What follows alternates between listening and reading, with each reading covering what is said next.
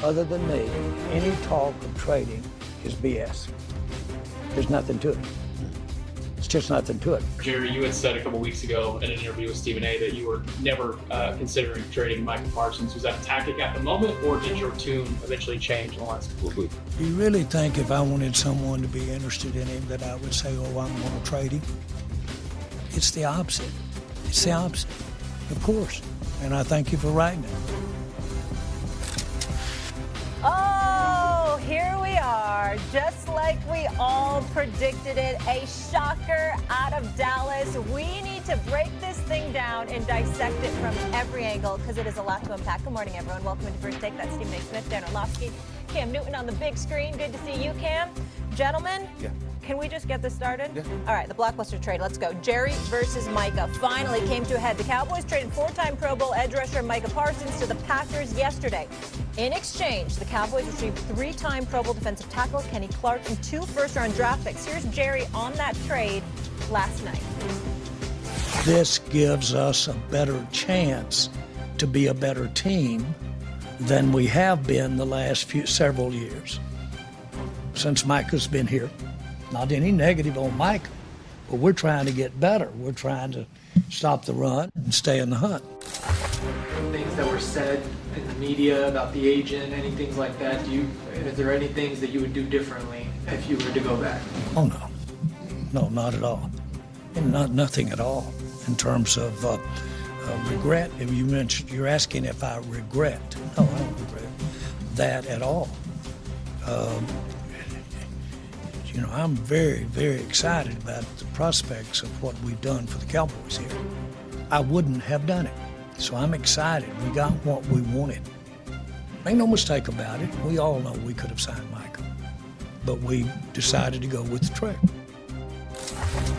All right, it's going to help them stop the run and be in the hunt. Meanwhile, Micah released a statement on social media Thursday saying, in part, I never wanted this chapter to end, but not everything was in my control. My heart has always been here, and it still is. Through it all, I never made any demands. I never asked for anything more than fairness. I only asked that the person I trust to negotiate my contract be a part of that process. Stephen A. Jerry told you he was never going to trade Micah face to face. Are you surprised this happened? He also heard me face to face telling him I don't believe him, not for 1 second. And certainly that ended up being the case because this is what it is. This is a disaster for Jerry Jones. This is a bad, bad situation. And I think this is something that's going to taint whatever legacy he hoped to have, because this is not a football decision. He can slice it any way he wants to. Micah Parsons is a superstar caliber player in the National Football League. You traded him for 2 late first-round picks. That's late. The Green Bay Packers haven't had a top 10 pick since 2009. They're usually in contention. This is going to be a low first-round pick. You made them younger.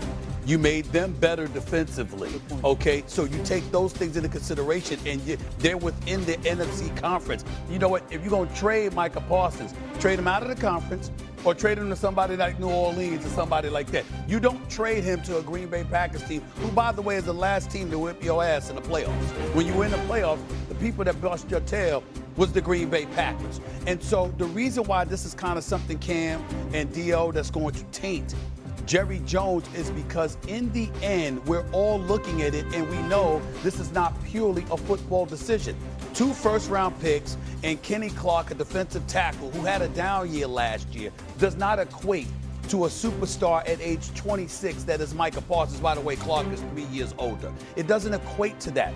If you had made this deal in March and opened the floodgates to everybody, then there's no question that you would have had a better deal offered to you than the deal that you just agreed to. Last year with CeeDee Lamb, when you waited till August to sign him, you cost yourself like $64 million. $64 million in space that you could have utilized to get additional talent on the squad. So you waiting and waiting and waiting, that's not new to us. That's bad, but it's not new to us. What's new to us is that this was clearly not for football reasons. This was because you thought you had a handshake agreement with a young man that was basically pleading with you, talk to my representation.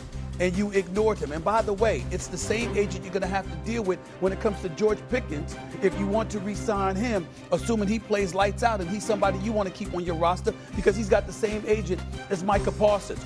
All of these things that you take into consideration for Jerry Jones to make this move, I mean, for me personally, doesn't bother me. This is going to give me more stuff to laugh about. But on this particular morning, I don't like to see Jerry put himself in this kind of position. It looks very, very bad. This is not a good day for the Dallas Cowboys at all. Cam, I want to kick it to you. Are you surprised? Absolutely not. I'm more surprised that, you have a situation where Stephen A., your words, this is not a football decision. If anything, I will combat that and say this is everything about the football decision. Okay. Trading Micah Parsons freed up $24 million in 2025 salary cap space, boosting availability funds for over $44 million. On top of that, at the bare minimum here, you can potentially get three good players for the price of one. Now, granted, is Micah Parsons a cornerstone player for the Dallas Cowboys? Absolutely. Being able to garner 52.5 sacks over a 4-year span, unheard of, exceptional. But when you're saying price to value, Jerry Jones has identified and said this: what somebody was willing to pay a person, I was not willing to pay. In order for you to get the person that is still up on the contract for the Dallas Cowboys, you're going to have to pay top dollar, which the Green Bay Packers did. When I'm looking at this whole situation, I'm saying, hey, is this an emotional impact to the locker room? Yes. But for the betterment of the locker room, you have an opportunity to get three potential players for future situations. That is undoubtedly something that you will want to say as a decision maker. But here's the thing, though, Stephen A. and Dan, to think about. We will know if this is a good trade for the Green Bay Packers in less than 6 months. We won't know if this is a good trade for the Dallas Cowboys until about 2 to 3 years after those picks have already made their impact in the NFL. I think we're dealing with some technical difficulties with Cam, but I want to kick it to you. It's a good time to pause anyway, because we're on polar opposites. Stephen A. just said this is personal, not business, and then Cam saying this is purely football. But obviously with the Dallas Cowboys, it's going to take some time to see how it all pans out. In Green Bay, he says the next 6 months, we're going to know whether this was the right choice. Where are you on this? If it's purely football, it's a disaster, and it's one of the worst trades in the history of the organization. Cam knows this. There's only so many game records. There's people who change games. This guy is one of the 6 or 7 game records in the NFL. You don't give that player away for the 30th pick of the draft for 2 years in a row.